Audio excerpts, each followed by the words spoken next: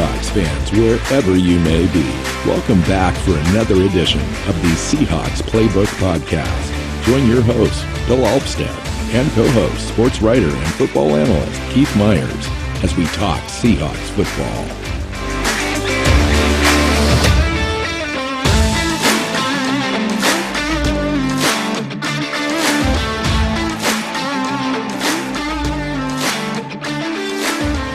Fans, welcome back to another edition of the Seahawks Playbook Podcast. I'm your host, Bill Alvstad, here with Keith Myers. And finally, we have reached the week where we have real football coming up this week against the Raiders this Saturday. And we've got the scrimmage game to talk about in this show and a lot more. So finally, Keith, we're sitting down, we're talking about real things that we've actually seen and we can comment on. So yeah, it's does this offseason feel like it's been significantly longer than those in previous years? Because it feels like it's been significantly longer to me. It's been a bit of a stretch to get us here, and I am so ready for football. Just so ready for football. Yeah, content-wise, I think we've done fine. It seems like it's been a normal year, but there's just so many other things going on in the world, and you've been really busy with this year with school and with your business and with moving, and it's just been a lot on your plate. And both of us have had a lot of stuff going on. So it is nice to get to this point where from now on through the remaining part of the season, however long that lasts, we're talking football, we're watching games, and that's the fun part. Yeah, we love our off season, but man, there's nothing like the real deal. Yeah, and it's an excuse to sit down for 3 hours a week and watch a game. I don't know when the last time it was that I got to sit and do that for a while, but I'm looking forward to it. So, although we had a scrimmage that we can talk about this week too. So. Yeah. Well, a couple of announcements really quick. So just a reminder for those that don't know already, Keith and I are joining a football network, a podcast network called the Pigskin Podcast Network. And we're going to be affiliated with those guys going forward. It's just going to give us a little bit more of an opportunity to extend our reach a little bit and possibly provide us with a little bit of ad revenue and so forth. So there'll be a little bit of changes. The biggest change that everyone will notice is that Keith and I are going to change formats a little bit. We're going to go to 3 half-hour shows a week. So 3 times a week, you'll have us in your podcast feed as opposed to the one really long show right now. So a little bit more digestible and listener friendly, I think, moving forward.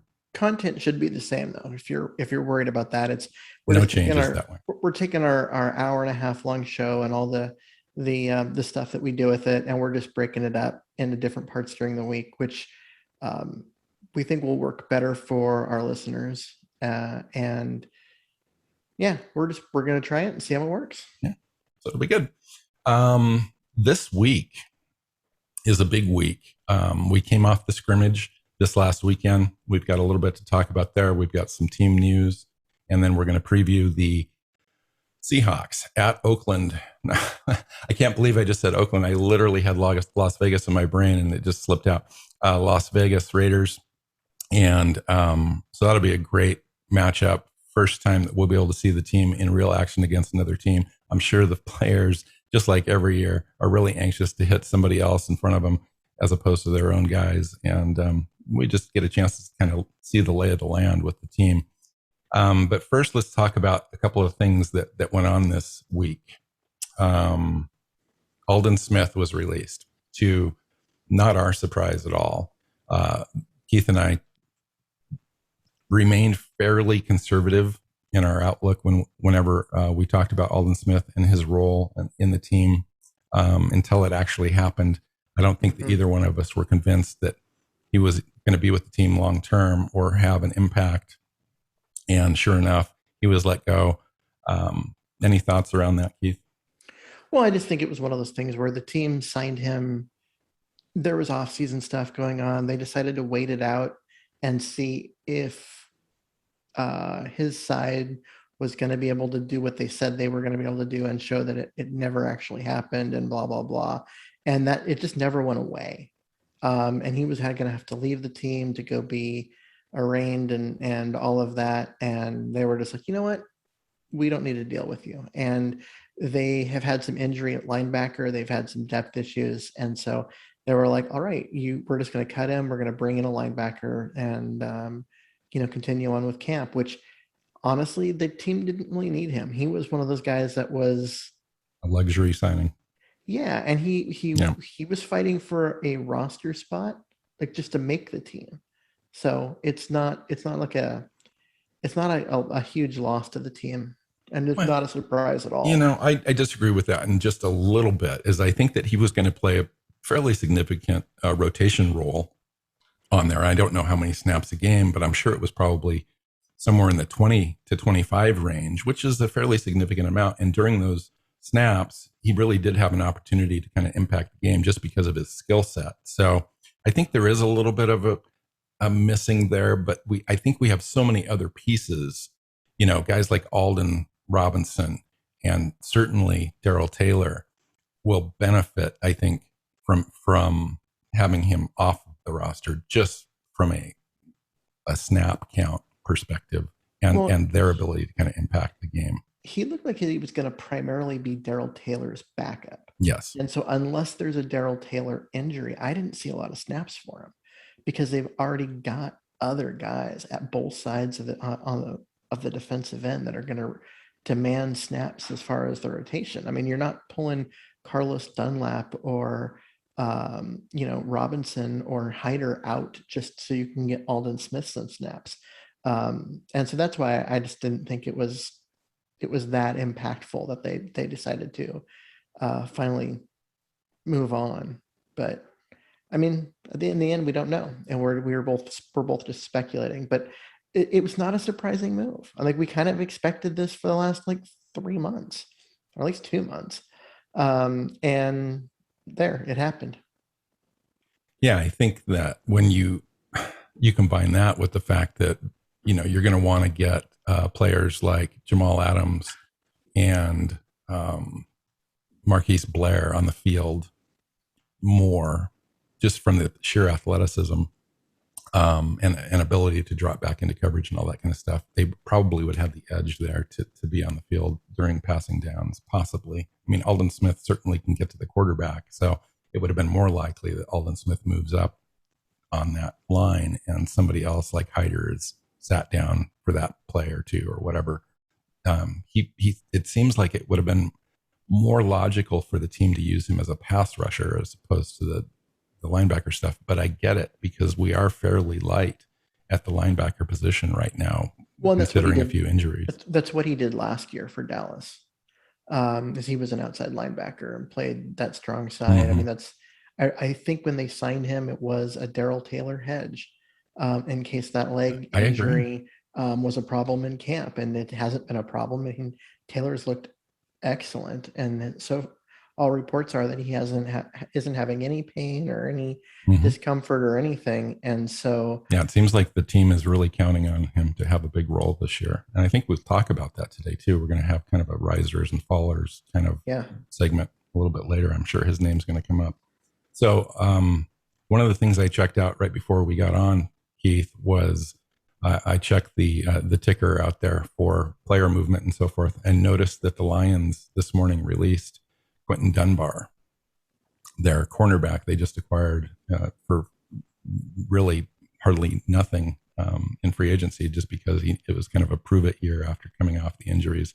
Had a abysmal showing in Seattle after Seattle gave him a contract last year. So would the team possibly entertain bringing a guy back like Quentin Dunbar if he's healthy? Now, I would imagine they released him because his knee just wasn't holding up or something. But since they already know him, they know the character. If that all checked out, that wasn't the issue in Seattle. It was just the health of the knee.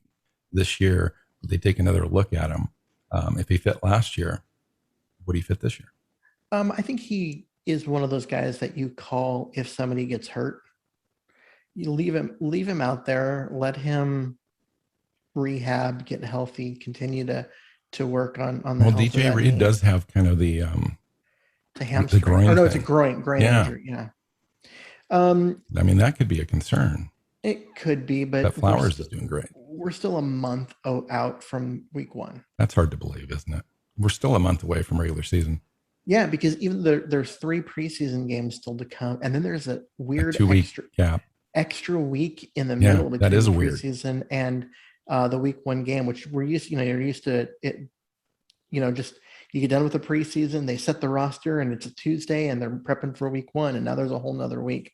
It is interesting the league made that choice to add a week there as opposed and extend the season into January by a week versus the opposite direction. So yeah, I mean, I can see it because teams were probably interested. I mean, you lose a week of practice before the start of the season, and if you do it the other way, and so they wanted to get to have the same number of practices as if you were going to have 4 preseason games without the 4th preseason game.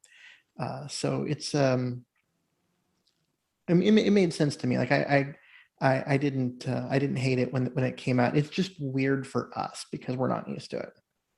So let's talk about what everybody's talking about right now. And I'm not sure why. It's just one of those things where I think people start to feel the kind of the urgency of getting key players on the field. And Jamal Adams and Dwayne Brown are at the facility and standing on the sidelines, but they are not participating in practice. So they're not getting fines. It seems like that's kind of a goodwill move to have the players in, being able to go through all the walkthroughs, all that kind of stuff. But all the meetings, all of the film sessions, but they're not working out. They're not doing any, or they're doing their own conditioning and that kind of stuff, but they're not on the field with the team during practice. They're not risking injury while they wait for a new contract. Exactly. Well, let's talk about the new contract stuff. So Jamal Adams, it's been reported, Bob Condata came out with some specific figures that I want to run by you. They're so close. They're so close. 70 million over 4 years, which is about 18 million a year plus, and then 38 million guaranteed. Now, I had come out a few weeks ago and put out a tweet, I think in response to Chris Clough had a tweet about where does everyone think Jamal Adams is going to be? And I wrote 68 million over 4 years and 45 million guaranteed. So I'm not too far off, but something's got to give with Seattle. Seattle seems to have agreed on the they have on the numbers per se, but not on the payouts. Yeah, so there's a couple different things. One is they're short, that they're off about 2 million in guarantees. That Adams wants 40, the team's offered 38. Yes. Which doesn't seem to be a big deal. It doesn't. So what's the sticking point then?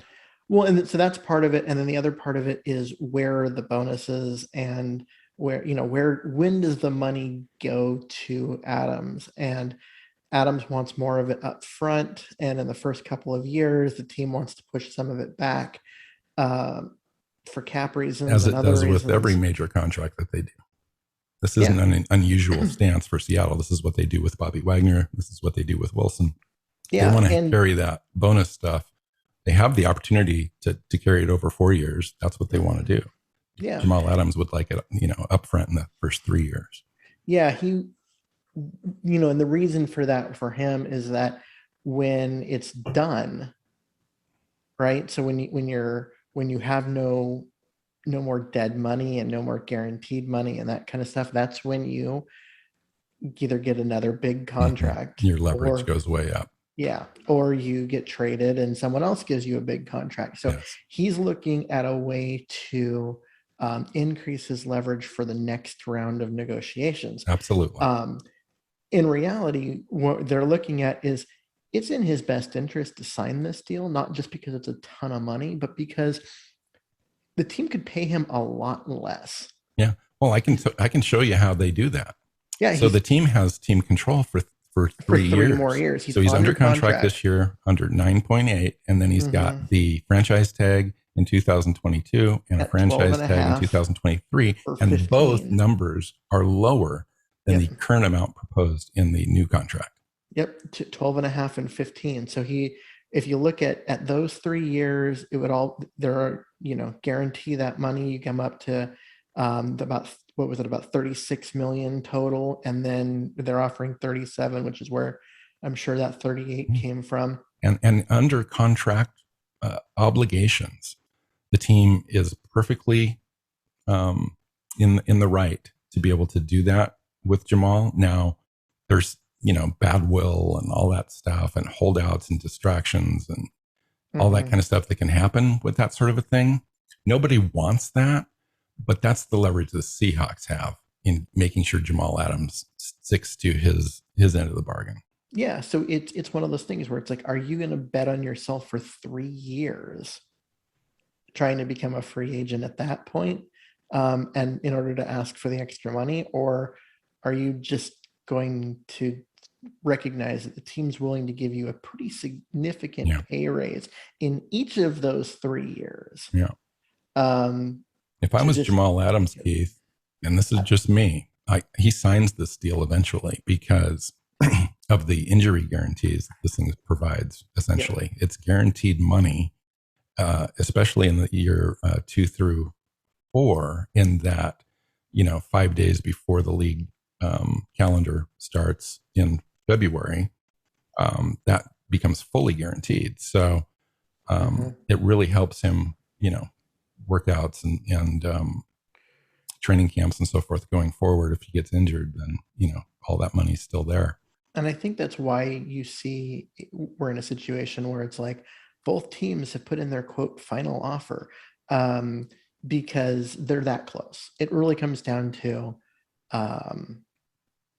everything's been agreed upon, but these little tiny points, and both teams both sides are just being like, okay, what do we have to do to get? Well, Jamal's side is like, when do I actually want to show up for training camp? I really only need 1 game. So it's probably going to end up being, the 3rd week, right before the final preseason game. He gets a deal done. He knows he's got 2 weeks of practice after that game to get in shape, get ready.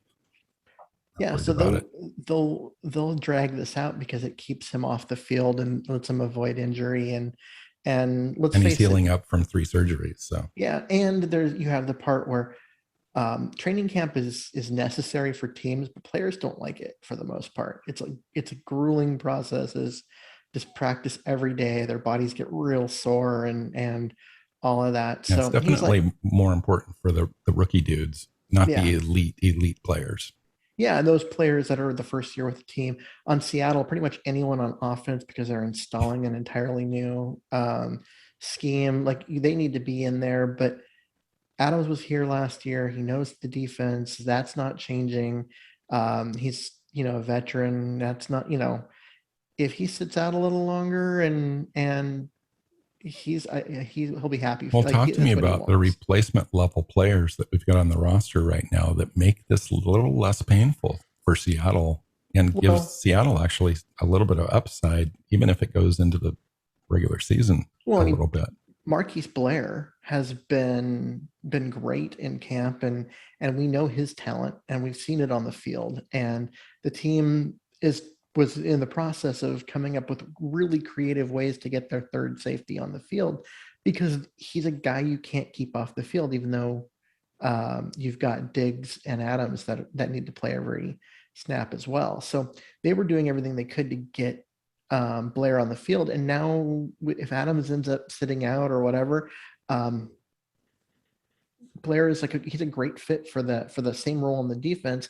And then you've got Amadi, who is really pushing for those nickel snaps. You can tell the team is definitely has him in the mix for that. And if they want to go with a 3rd safety for matchup reasons, Ryan Neal has looked good in camp, and he looked good last year when he got pressed into playing, even though he was the 4th string strong safety. God, you almost put Neal in there to play the Jamal Adams role, and you just leave Blair in there where he was going to be if Jamal Adams was on the field, and that way your defense kind of stays schematically the same, and guys can get used to playing with each other and stuff. So we'll talk about a little bit more about Blair and those guys, because I saw a picture of Marquis Blair standing next to Diggs from the scrimmage, and my goodness, Blair looks good. He's just a real good, solid looking football player.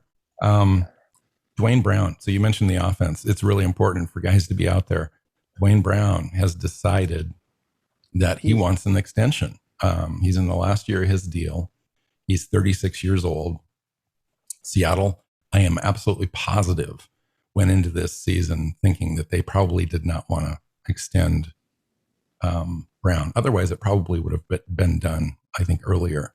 I think they intended to go through this season and let him play out and see if Stone Forsythe was ready at the end of this year. And if not, they could have signed Brown to, a small 2-year deal or something next winter. What are your thoughts around Dwayne Brown, the positioning that he's got? Does he come on the field even without a new extension, or where does Seattle stand on this thing?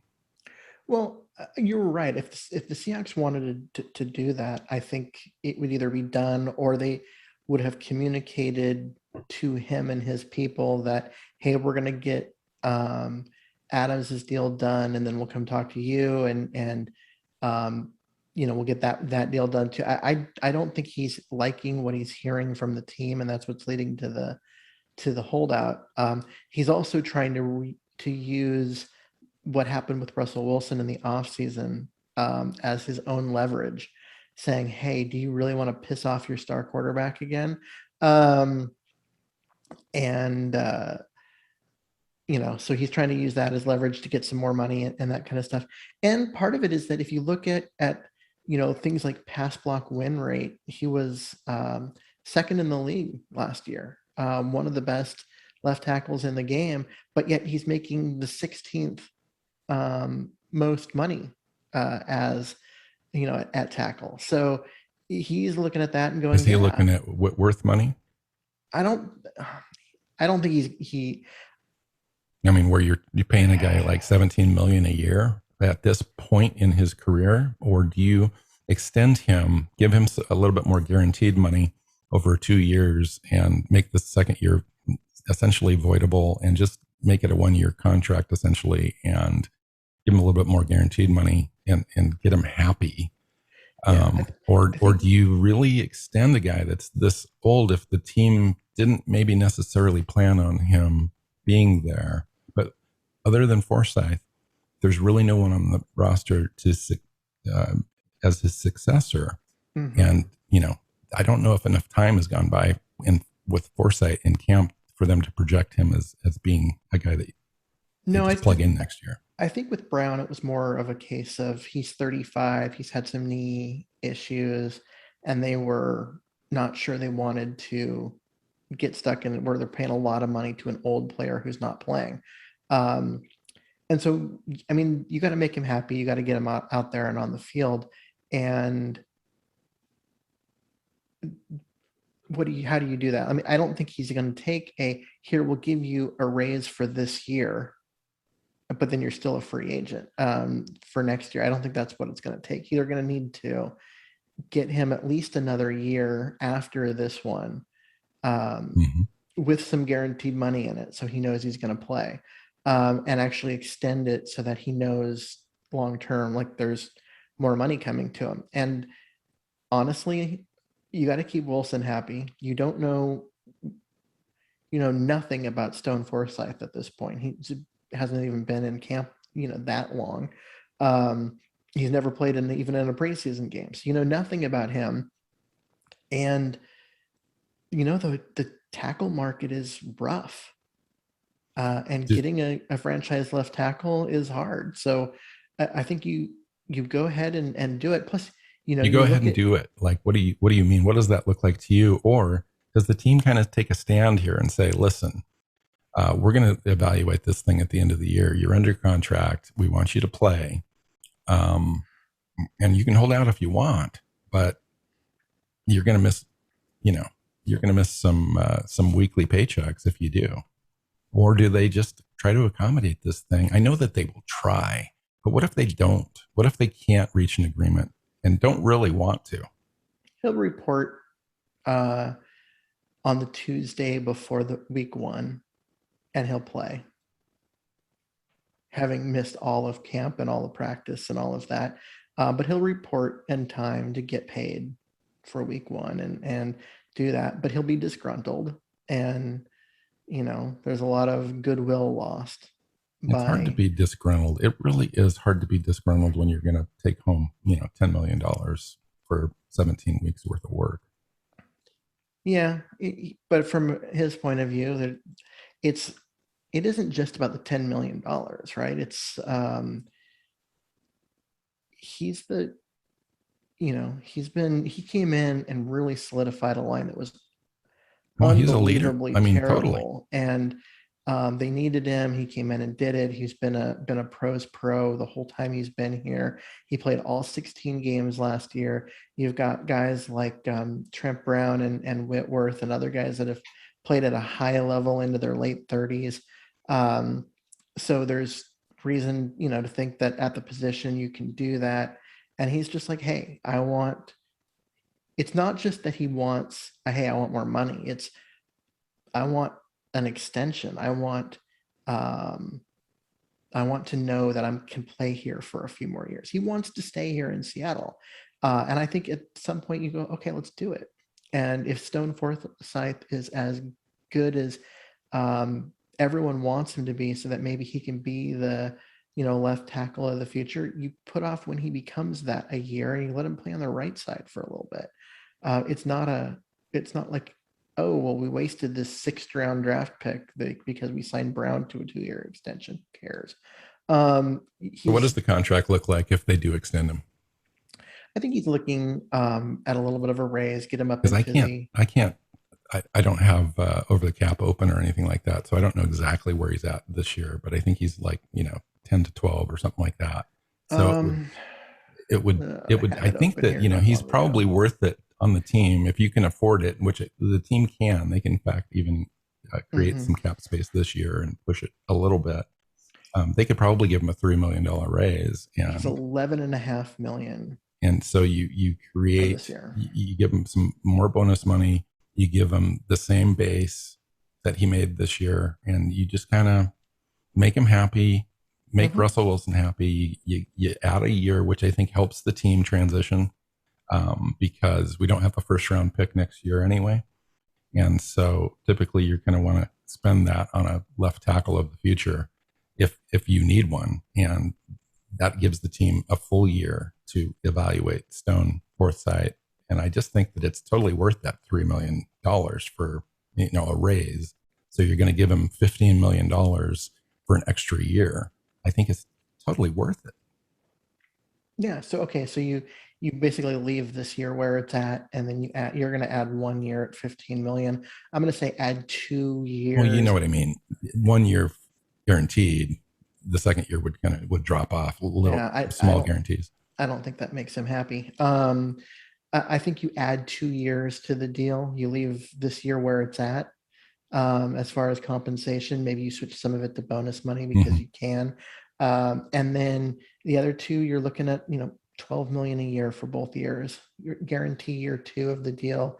And then have year 3 be one of those things where it becomes guaranteed in mid-March. So the team has a decision to make of whether they're going to keep him or not. I would do that deal. Yeah.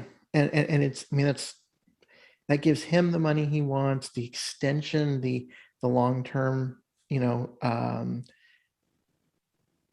long-term security that he's looking for, but it doesn't hamstring you as far as like, oh, we're tied to this player who's already 36 and whatever. And no. So I would even guarantee it fully before the league year starts. That way he's ready for free agency, should it come. You don't want to hamstring him. He wouldn't agree to be hamstrung before, or, getting guarantees or getting cut after free agency starts. That would be a little weird for him, but so it would be in there, but it's what I mean. Like, so usually free agency starts like the 8th of March. So you have the deadline for that be the 7th or the 6th. That way, if Seattle's ready and they're forecasting the draft already and they've got players in position, they could cut him and let him go, save that money, and go find a team. Yeah. Okay. So let's transition to our main segment today. What I thought we would do is we would go through the roster position groups and mention a couple players in each group, one riser, one faller, where you think they're at, where the team roster is in general before we get to our first preseason game. And then we'll transition to looking at the Oakland, I did it again, the Las Vegas Raiders, and kind of see what we want to see from that game. So I don't think that we really need to go through the quarterbacks unless you do. To me, we already know the answers on that. Why don't we start? We already know who won into our quarterback. So exactly. Let's start with running backs. Why don't we talk about who's rising and whose opportunity maybe is lacking right now? DJ Dallas to me is rising. He continues to look good. I would also include Alex Collins as a rising player. Travis Homer would be my falling because he just isn't playing. He's out. And honestly, Rashad Penny is falling. He's now dealing with a hamstring injury, and that was the one concern. He just can't seem to stay healthy as a pro. And when you've got Dallas, who looks really just explosive, and Collins, who is really good in the outside zone running, just runs really smart, as long as he can keep ball in his hands and not on the ground. Alex Collins plays way bigger than he actually is. Yeah. Because he's like 6 foot 210. Mm-hmm. And he looks like he's like 6'1", 220 when he runs. Now he did put the ball on the ground a couple times, but he hasn't had any issues since. And the team, from what I understand, is really high on him. And I think that he definitely makes the roster. I agree with you on that. I think Chris Carson showed why he's still number one, and we shouldn't forget about his value to the team during the scrimmage. We didn't talk about the scrimmage at all. Maybe we can kind of work that in to this thing, but he looked good. Just a lot to talk about this week. There is, and there's been a little bit of time between the scrimmage and now, so it seems like it's an afterthought at this point, but we'll kind of tie it in. He looked really good. Carson's not rising or falling because he's the starter. He's the number one, and he's going to stay that way. It doesn't really matter what anybody else does. I'll mention Nick Bellore too. Nick Bellore is rising in the fact that he got some defensive snaps at linebacker this last couple of weeks because of the injuries there. Yeah. At fullback, not so much probably. Yeah. Okay. The more you can do, right? He can play fullback and block in the goal line packages if you have to. He can play linebacker in a pinch because that's what he did for the first 6 years of his career. And he's a special teams ace and captain. So let's just say he made the roster because he's not going anywhere. So there's a new guy on the roster too, from the last time that we recorded, Cameron Scarlett, running back, I think from Stanford. He was getting an opportunity to show. Also, Josh Johnson laid the ball down during the scrimmage, and Poona Ford returned that sucker back for a 15-yard defensive touchdown, which was fun to watch. Not so fun to see the miss, touchdown, though, from Smith and Josh. They kind of missed that pitch, and Josh thought it was going to be a handoff, and the ball went to the turf, and the defense got it, and that was a fun play. For the defense, it was a fun play. For the defense. Oh, absolutely. Watching Poona Ford rumble and all his teammates going down there to celebrate, that was pretty awesome. So let's talk about the wide receiver group. It's a large group with a lot of players, and there's some injuries in a couple different spots that probably tends to put that player maybe in a falling category, where in likelihood they'll have a pretty decent impact on the roster going forward. But right now it is what it is. You can say Tyler Lockett and DK Metcalf are at the top, and they're showing why in camp and during the scrimmage. In fact, DK Metcalf had that opening drive 45-yard completion from Wilson. He looks better. He was already fantastic last year, and he worked so hard in the off season that I just don't know if that guy actually has a ceiling. I really don't. I don't know. He is like Superman. He's just crazy. My only concern is if he gets any more chiseled, like we just won't have words to describe. The players will just bounce off him as he runs down the field. He'll just have this like force field around him. No, a lot of when I'm looking at this, the guys that I think would be competing for roster spots have been banged up. Penny Hart has looked good in a number of practices. He did not show at all when I was there, but I keep reading that he did well and played okay in the scrimmage. I think he's going to make the team. And then I think it's even more than that, Keith. When you take a look at Waldron's offense, I think he's a key cog, actually, especially splitting time with Eskridge. Yeah, he might be. Well, Eskridge has to get healthy and learn the offense. So he might go into the year as the number 3. Well, he's certainly going to go into Saturday as the number 3. Yeah, and so then you look at the guys that are really competing for spots 4, 5, and 6, and Eskridge is going to make the team, but he's been hurt for a while with that toe injury. Cade Johnson's now banged up. John Ursua has looked good at times in camp. He's banged up, although he's getting some reps through it. He's not like just completely sitting out. That'll help him. Freddie Swain has looked good. I think he's on the roster and maybe has a chance for the number 3 guy.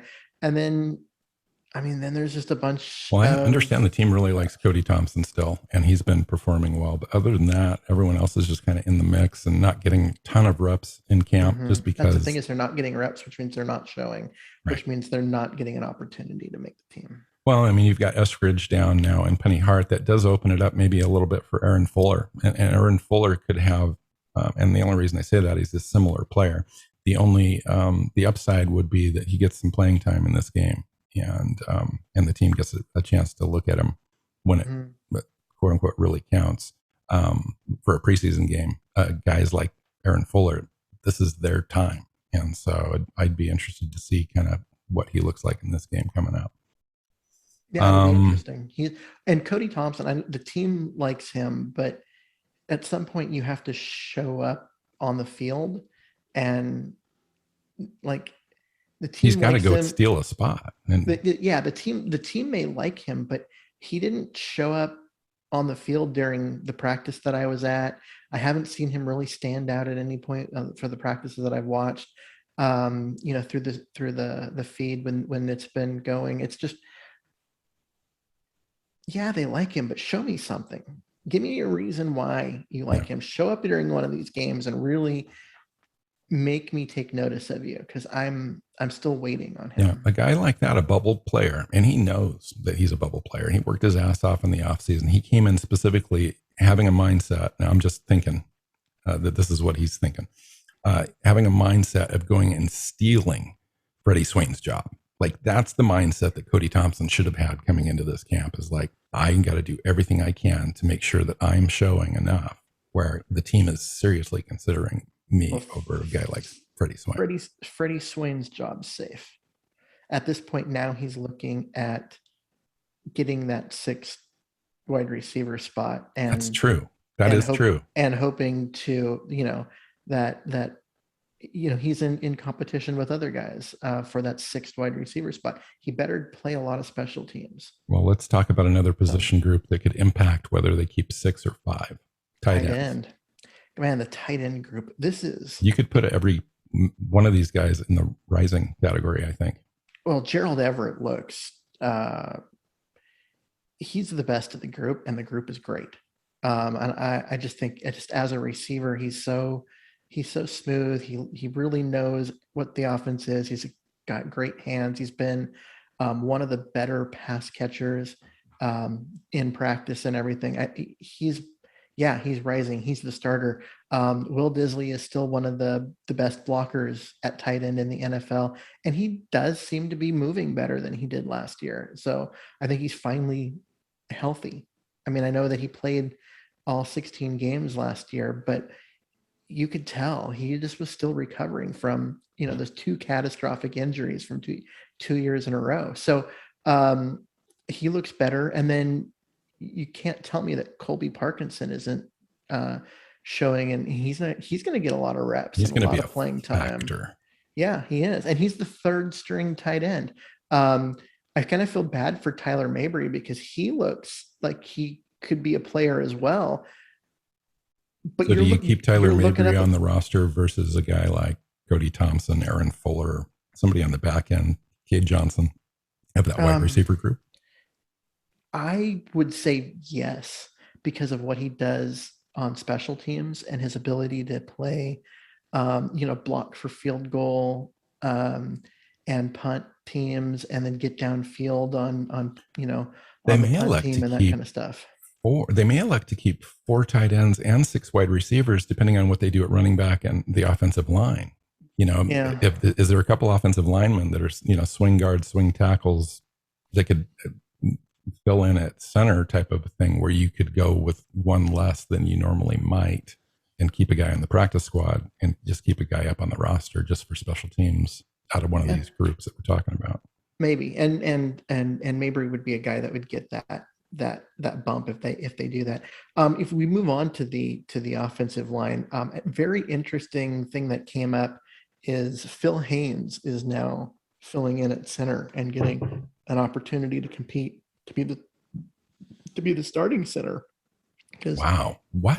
I did not hear about the center thing with him, but I heard he was kind of moving up the depth chart a little bit. Yeah, Ethan Posick's been out with I think it's a hamstring. And so, Kyle Fuller's been getting most of the snaps with the starters, and they moved Phil Haynes over to center to pick up, with the twos. And then the last, couple of days, he's been getting the snaps with the ones. I think he's moving his way in front of Jordan Simmons then. Yes. And it looks like he's moving in front of Kyle Fuller as a guy that can play both. And I mean, he's a guy, he's a road grader as far as a just run hasn't blocker. been able to stay healthy. Yeah. Well, you know what? Jordan Simmons has never been able to stay healthy. And then last year he did. So, maybe Phil Haynes has finally got that, that figured out a little better. But yeah, I mean, him moving over, you got Fuller who can play inside and out. So you're talking inside and out. I mean, center and guard. Yeah. So you're talking Phil Haynes is definitely rising. Absolutely. Who's falling out of this group? I would have to say Brandon Shell is either just holding court or he's dropping off a little bit because he's getting pushed.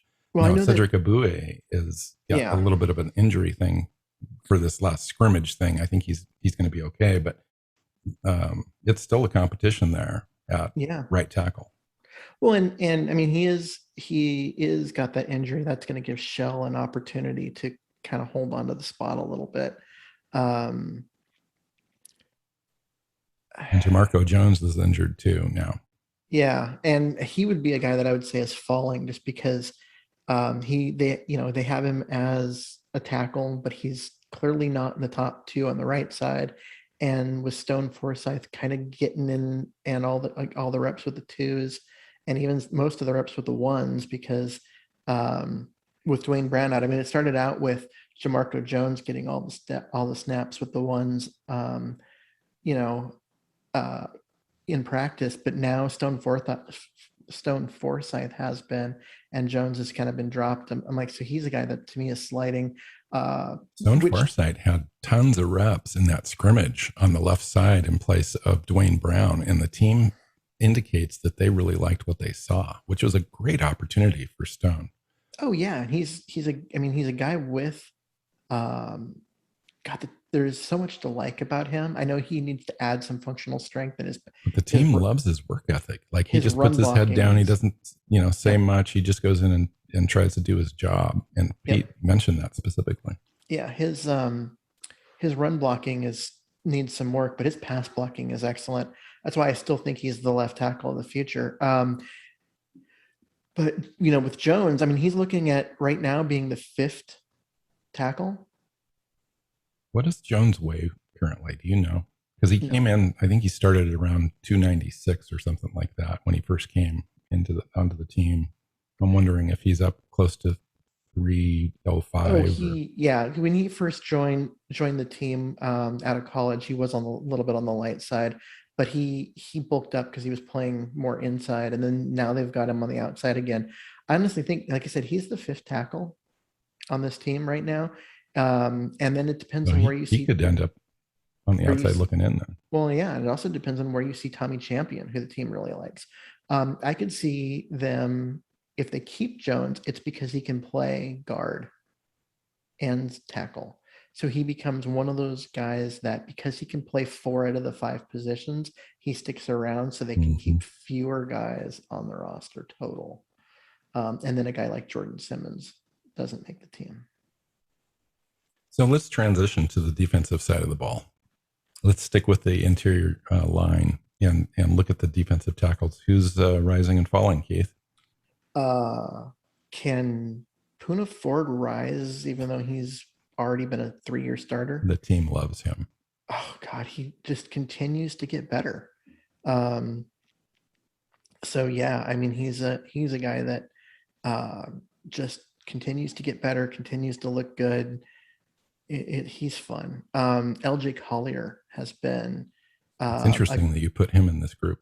That he's a guy that continues to look good and show his ability. And it was funny, just a couple of years ago, everyone was like, wow, maybe this guy's a complete bust after he did nothing his rookie year and just really didn't look like he belonged out there. And then last year he became, one of those pieces that we really liked. And then this year you can tell he's fighting for playing time. He is not giving up his job to Kerry Hyder without a fight. And I still think Kerry Hyder gets it, but yeah, Collier is going to get a chance. And he's fighting for it and doing well. So those are my risers. Have you heard anything about Al Woods this year? I literally haven't read a single word on what he's doing in camp so far. No, he's just been Al Woods. I mean, when he was with the team before, did you hear about him at all during camp? Well, that's concerning to me a little bit because it's camp and you hear about everybody that's kind of playing well. Pete singles guys out, all that kind of stuff, pros pro, etc. Haven't heard anything. I don't know. He was out there. He was doing his work. They brought him in for a specific role. Kim Diche is a little banged up, so that he's not making an impact and not getting a chance to do his thing. Cedric Lattimore's looked pretty good. Monet is Ben Monet. I can't, seeing him in person, he doesn't look like an athlete. He's one of those steel doors that you use at nuclear facilities to make sure that nobody gets in or out. God, he is a big guy. But they love what he does. And so how many interior linemen are you going to keep, right? Well, I think we've mentioned him. I think Kim Diche makes this roster if he stays on track because just from the upside there and his scheme diversity a little bit. You mentioned LJ Collier, probably put him in the defensive end group, but nonetheless, he's in there playing 3-tech the majority of the time. Al Woods and Poona Ford and Monet, you've got 5 there. So let's talk about the defensive ends and see if we can overall, I think they're going to keep 9, 10 if they keep one less linebacker maybe, or one less safety, or something's got to give. So let's talk about that. Typically it's 9 for the defensive line. And so if you keep 5 defensive tackles, I would think that they keep 5. I think they keep 4 defensive tackles if you call LJ Collier a defensive end. Yeah, I was going to say, if you keep 5, you're counting LJ Collier as a tackle. But I think they keep 9 overall. So Collier, obviously Dunlap, Hyder, Darrell Taylor, although Darrell Taylor can probably count as a linebacker. Yes. I mean, those guys all look good. Can we put Alden Smith on the ones that are going down because he already got cut? Yeah. Yes. Rasheem Green. That's a tough one. He's had a couple of plays in camp, but I just don't. The problem, the part of it with these guys is that sometimes it's hard to see what the defensive ends are doing because contact is limited and they don't want guys just going full and all that kind of stuff. So they have them working on specific things rather than just trying to get after the quarterback. And so it's like, here, I want you to work on this move over and over again. Well, that makes it easier on the defensive tackle and it makes it look like the player is not doing well, but that's not necessarily what the coach is looking at. So it's hard, but I mean, you've got those, Taylor, Dunlap, Hyder, Collier, there's 11 Robinson. guys that I would keep at the defensive tackle and defensive end if you include Rasheem Green. If you don't keep Rasheem Green, you're you're including Benson Mayowa. So Al Woods 1, Puna Ford, Brian Monet, Kim Dichie, that's 4. And then Mayowa 5, Collier, Green, Robinson, Dunlap, Taylor, Hyder. That's 11. So if you take Rasheem Green out and then you count Taylor as a linebacker, you're at 9. Yeah, which is probably what's going to happen. It makes the most sense. You're going to count Darrell Taylor as the strong side linebacker. And that's a great way for us to move into linebackers, because your starters, Jordan Brooks, Bobby Wagner, and Darrell Taylor, those guys aren't going anywhere. Those are your starters, and all of them look good. Hold on, I want to stop you for half a second. We just cut Rasheem Green and we didn't even think about it, really. Yeah. I just thought I'd mention that. Like, it was just like, we're going to cut Rasheem Green. You were just like, okay, let's talk about linebackers. Which is great. I think we should, but I just thought I'd throw that out there. It's like, wow, how far he's fallen, just kind of crazy. Somebody's going to get a fairly decent rotation player on a weak defensive line. I think that he could have an impact. And I there's just too many guys, unless somebody gets injured before the regular season starts. I don't believe he makes the roster. You're looking at Rasheem Green and Benson Mayowa, even though they play on opposite sides of the line, and totally completely different players, or Robert Kimdiche if the team decides they don't want to roll with him for any of the available possible reasons. And neither of those players are really good special team candidates. No. So they can't save themselves because of that. It's probably going to end up going to a linebacker or safety. So, okay. So linebackers. Okay. So the 3 starters are set. Jordan Brooks I'd put on the rising. Oh my goodness. Because he just continues to look outstanding. I know Cody Barton is banged up at the moment, but he's looked good in camp. He looks quick.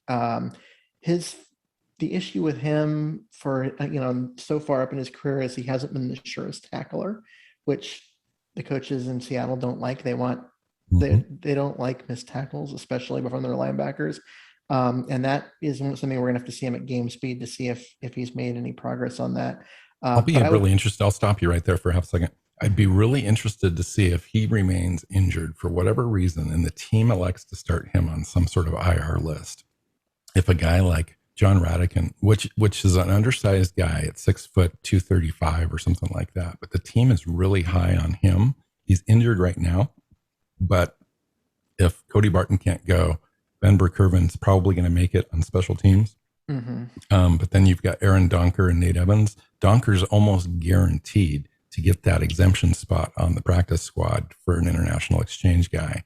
That leaves John Radican really a guy on the bubble that could make it. And I understand if he wasn't injured right now, he'd be a riser in my book, because I've heard from multiple sources that the team really likes what they're seeing with that undrafted rookie free agent. Yeah, but he's hurt, so we'll see what happens with him. What do you think about the linebacker group overall? It seems somewhat light after the 3 starters. Well, it always does. That's the case of NFL linebackers, because you have your 3 starters. You're going to play most of your snaps in the nickel these days, so you really only have 2 guys that you need to keep on the field, and you need, Darrell Taylor is kind of a specialist on the strong side because he'll move up to defensive end. And so you need a backup that can back up your 2 guys that are going to play all the time. And Cody Barton's that guy. After that, you have special teams guys and you worry about health. But that's kind of the modern NFL roster, is you have your 3 guys, you have a backup, you have a special teams guy. Well, that kind of leads to the safety group. In a sense, when you're roster building, you're having the same exact conversation with this group and how that transitions into the corner group, because you're going to keep 9 guys again in between those 2, unless you do something else, like on the defensive line or somewhere on the offense. You steal a player, you keep 24 on the on the other side, you keep 26 on the defensive side. So if you go 9-6, it would be 9, 6, and 10, right, to get to 25. And so if they keep 9 on the front line, they'll keep 10 on the back end. And that tends to be what the Seahawks do. Sometimes they go to 11 on the back end, just for the special teams aspect of it. Take one away from the offense. I agree. And that's what they did last year. So let's talk about the safeties. So to me, this is a really loaded group and maybe the best camp battle group. I think we're one of the best in the last 3 weeks here before, where we get a chance to really evaluate players. I'm really looking at this group as kind of being, I want to see what they do in the scheme with this group. And then B, I want to see who takes that 4th or 5th spot. And it sounds like Ashari Croswell might be a candidate for that. Absolutely. I think the top 4 are set with Adams, Diggs, Neal, and Blair. Not necessarily in that order because I put Blair before Neal, but I think those 4 guys are set on the roster. And then if you're looking for a true backup to Diggs, Ashari Croswell is the guy. Now, if Diggs does get hurt, Blair's probably going to play back there, and they'll figure out a way to make that work. But Croswell he's quick. He's got some range. He plays smart. I mean, he's a guy that has really kind of shown well in camp, and I think he's going to be a guy that makes this roster, especially if he shows that he has some special teams chops as the 5th safety. So it'll be interesting because of Neal. I think Neal offers that diversity, and we showed what he could do last year, and they really like him. And then you go to the corners and you run down that group and you look at it and you go, well, they're not going to give up on Trey Brown right away. Too high of a draft pick. He makes the roster. Then you look at basically Trey Flowers and Demarius Randall being bubble guys. And I understand Trey Flowers is having a great camp, and Demarius Randall has that scheme diversity. And then you look at Ryan Neal and Croswell, something's got to give. Well, you've got, Witherspoon, Reed, Flowers, Amadi, and Brown. Those 5 appear to be the guys that they're going to roll with. And then it comes down to, if they're going to run with those 5 and you have 5 safeties, there's your 10. And so that leaves Demarius Randall on the outside looking in. That leaves Pierre Desir on the outside looking in. Maybe Ashari Croswell gets cut and lands on the practice squad so they can keep a guy like Desir or Randall. But this is where a guy has a small sprained ankle and ends up on injured reserve because you want to stash him, It's kind of crazy. Or Demarius Randall's actually banged up right now, and maybe that hangnail he has gets infected and has to go on injured reserve for the first 6 weeks. And then you come off injured reserve.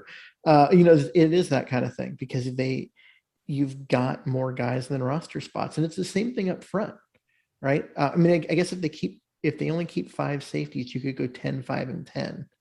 I'm sorry, safety. If they only keep 5 linebackers, you could go 10, 5, and 10. They tend to keep a 6th linebacker, and then that would be Nick Ballore too. I mean, you can count him kind of a swinging back and forth on offense and defense. But it is interesting because last year it was kind of they went with 26 on the offense and they went with 24 on the defense for almost the entire year, which is weird. That's abnormal. But because they loved their wide receiver group last year. Well, and also because guys kept getting hurt on defense. And so they were just trying to put a team together on defense. They didn't have extra guys they needed roster spots for. So that was part of the problem. The good news is we're going to do this again in a few weeks. We've got 2 weeks between the final preseason game and the regular season start. And so we're going to have a show in there that's a roster prediction show. I think the roster prediction show is right before the cuts. Before the regular season. So I think on August 31st, we're going to have the show, and September 1st is the cut date, something like that. All right. Anything else, Keith, that we want to cover in this show? And I think the thing that's coming up, well, actually, we want to get to the Las Vegas Raiders kind of match up a little bit. We're not going to talk too much about the Raiders roster. We can kind of mention it a little bit. But we kind of want to talk about what we want to see out of the game, I think is the thing. Because we know what they've got as far as Derek Carr and Mayo and, a couple of they got Kenyon Drake and Scarborough at running back. It'll be interesting to see those guys. Like Quentin Jefferson is on their roster. Everybody remembers Quentin Jefferson from a couple of years ago, had a free agency contract with Buffalo, and now he's out. And so anyway. Yeah, I mean, it's the first preseason game, so I don't really care about any kind of matchups or what the other team's doing. What I want to see is all out of my team. I want to see the offense have some rhythm to it, have some tempo, which they showed in the scrimmage. I liked the tempo. Wilson got everyone to the line faster. The ability, so there was never this getting out of the huddle with like 12 seconds left on the play clock and scrambling to get the play off. They were up at the line, working with tempo, and I want to see that. And I want to see the running game continue to work with the outside zone runs because, that's the whole revamped running game. I just want to see it continue to work. So that's really what I'm looking for. Offensively, I mean, everyone's like, I want to see the, DK Metcalf catch a bomb. Well, he's going to do that in the regular season. Yeah, he's going to take a handful of snaps in this game. Yeah, he's going to have a few, and then they're going to sit him because there's no reason for him. They got so many other guys they want to look at too. Yeah, and you've got one less preseason games to make those evaluations. So, really, to me, that's what I want to see. I want to see the offense work in unison at tempo, so that everyone kind of knows what's going on, and it just has that efficiency. And people know what's going on. I think that's going to be really important, especially against this defense, because I was going to say it again. Las Vegas puts a really fast, quick, young, hungry defense on the field. Like their defense I think, is underrated going into the game. And it's not like this game counts or anything, but I'll be very interested to see how that speed overall on their defense counters what Shane Waldron wants to do on the offensive side of the ball, because I think speed is the best way to counter like a Shane Waldron offense. And so I think this is actually a really good indicator of kind of where the offense is at this early in the process of trying to adopt this new system and see if they can adapt in game to what the Raiders are putting on the field. And, whether it's, Russell Wilson audibling at the line of scrimmage. We've seen that in the scrimmage. And he's come out and said, hey, I've got the freedom to change any play in the playbook this year at any time, which is, I think he's earned that opportunity. And I think he'll be good at it. He earned that years ago, but they're finally giving it to him. And I know that at times they say, oh yeah, he can change any play, whatever, but it's obvious that there are times when he can't, right? He's being told, you have to go run this play because he doesn't want to. You can see you can see the blitz in his face with no blocking, and he's just like, oh, now what am I supposed to do? And he didn't have the option to change the play. I think this year he really does. That Waldron's really empowering him to do that kind of stuff. So, so I was talking about the offense. What about the defense? What are you looking at? Well, I'm looking at the scheme. Number one, like where are the pass rushers going to come from? Where does Darrell Taylor impact this game early? So probably the first 2 or 3 drives, I think, will be a nice key indicator. I think to counter that, I think Las Vegas tries to get the ball out pretty quickly at first, kind of get into a rhythm, counter some of the speed that we're going to see from Seattle's defense. I expect the same thing in reverse as well for Seattle to be able to just kind of do the tempo thing like you talked about. But I want to see where Darrell Taylor lines up specifically for the vast majority of his snaps. I think that'll be a good tell going forward. I want to see the impact that Marquis Blair has where he's lining up, because they're going to put him all over the place. I want to see if he's able to drop back into cover tight ends, running backs. I want to see if they put him up closer to the line of scrimmage to impact the run game. And then on the back end, I don't think that DJ Reed is going to be ready to play in this game. And so that gives a really nice opportunity for Trey Flowers to see where he's at. I understand he's having a terrific camp and his mindset is in the right spot this year. And then I want to see Witherspoon. I want to see what he looks like as a football player, how tight he is in coverage. They're going up against a couple of guys on the Raiders side in Henry Ruggs, who's just really dynamic. Wheels, so Amadi is going to be interesting on that matchup. But also on the outside, I want to see Witherspoon in that matchup for sure. And then Brian Edwards, their number 2 wide receiver, has a lot of height, weight, speed combo in there. So they've got a couple of wide receivers that can kind of open it up a little bit. Plus they've got their tight end, Darren Waller, who's, all world. And so it'll be interesting to see the linebacker matchups on him, Taylor dropping back, and everyone else in coverage too. Yeah, I mean, the Seahawks with Wagner and Brooks, and then their safety group. I mean, Adams isn't going to play, but with Blair and Neal, they've got guys that can match up against tight ends. I just want to see what the scheme does, because they've always had great linebackers and safeties that could match up against tight ends, but tight ends always were like the Achilles heel of that defense, especially in the Legion of Boom era. Not because of the lack of talent, but just because the team didn't seem to scheme and want to care about tight ends as much as other things. And so I kind of do want to see what it looks like. They've got the athletes to cover them, but are they going to actually change their alignments and get guys into coverage in a way that they can stop them, or whether they're going to continue to say, okay, if the tight end beats us, fine, but the receivers aren't going to, like they used to. So yeah, that will be interesting to see what they do with the scheme on, as far as the coverage there.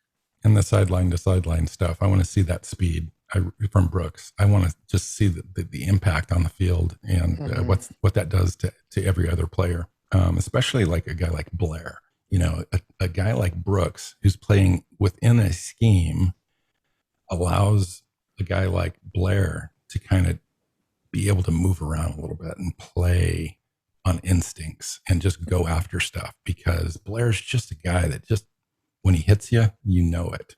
And I want to see that, he has so much potential, and we just haven't seen enough of him on the field to really know how he's going to fit in the defense in the way that they really want to have him on the field. His injury last year was really unfortunate. We were both really looking forward to seeing his new role and all the different cool ways that they were going to get him on the field and what they were going to have him do. And then he, hurt that knee, and we didn't get to see any of it. And it was really unfortunate. So hopefully we'll get a chance to see more of that this year. So the next time we show up, we're going to do a half-hour show, and we're going to talk about this game. On the game. Yeah, I know. We'll be talking about what we saw when we watched football. Yay. I'm so excited for that. I am too. It's going to be great. So lots of changes in store. You guys won't see a lot of those changes. Our show format, going 3 half-hour shows a week is the change that you will notice. Content-wise, we're going to be back with the same content. You won't see any format change as we ramp up onto the Pigskin Network at all. You're going to see we'll probably have an opening ad where we plug a product, and that'll be the change that you will notice. Everything else is going to stay the same. So, yeah, it'll still be us. It'll just be like you could tell in this show, there was like a definite spot in the middle where we could have said, "All right, we'll be back tomorrow with the other half," and that's just what we're. That when we talk about changing the format and having it be half-hour shows, that's what we meant, is that we'll take those obvious breaking points and come in and do them the next day. So you don't have to sit here and listen for the whole 68 minutes that we've been on. And as I sit here and ramble for no reason. Yeah, hopefully we'll tighten this thing up a little bit, and it'll be easier for people to digest, and you'll end up having a show in your feed 3 times a week, which will be great. For those that like to break those up and all that. So until next time, follow Keith on Twitter at Myers NFL. I'm at NW Seahawk. The show is at Hawks Playbook. Seahawksplaybook.com has all of the content, and you can follow us on YouTube as well. We would love to have you subscribe to all of our content feeds. So all of your favorite podcast apps, and then on YouTube, if you follow the channel, subscribe, hit that subscribe button. that would be outstanding. I've got a lot of interaction. In fact, more interaction on YouTube on the discussion threads after we post than any other fan interaction. So if you want to get a hold of us and you want to comment on the show at all, that's a great place to do it. So with that said, we'll see you next week, and go Hawks. Go Hawks. Seahawks Playbook Podcast listeners, thanks for joining us for another edition of the show. You can find us on Twitter. Phil is at NWSeahawk, Keith is at Myers NFL, and the show is at Hawks Playbook. You can listen and subscribe to the show at SeahawksPlaybook.com.